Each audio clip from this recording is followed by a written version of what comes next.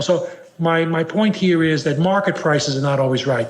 And if market prices can be dead wrong, and you can show many examples where they are, then the idea that underlies the efficient market hypothesis, that market prices are always right and all new information is immediately discounted, doesn't hold water, because if market prices are not right, the whole theory falls apart. The one place the efficient market hypothesis is correct, and the reason why there's an illusion that it's correct, is because one of the conclusions that come out of the efficient market hypothesis is that the markets would be very difficult to beat. And that is true. The markets are indeed very difficult to beat, but not because the markets are efficient. They're very difficult to beat because what moves markets are both fundamentals and human emotion. And human emotion is very difficult to gauge. I mean, how far does a bubble go? When does the bubble break? These things are very hard to predict and very hard to trade. So it's not because the markets are efficient that the markets are difficult to beat.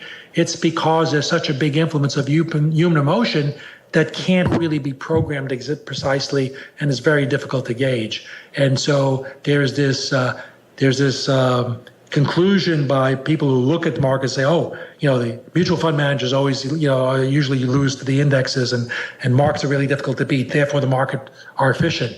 Well, no, that's not why they're efficient. Yes, markets are difficult to beat, but that does not mean they're efficient. In fact, one of the things I put into Market Sense and Nonsense was that line of thinking actually, it violates a basic rule of logic.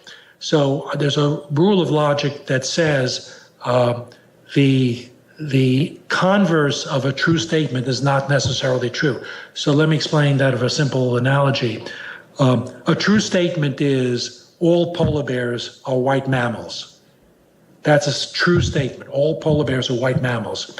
However, flip it around, all white mammals are not polar bears. The converse is not true. Like you could have a snowshoe hare. So the thinking that because something is true, if A is true, then B is true, then going to say that B is true, therefore A is true, that's a flaw in logic. And it's done all the time by many people who are arguing the efficient market hypothesis. It's just a straight out flaw in logic.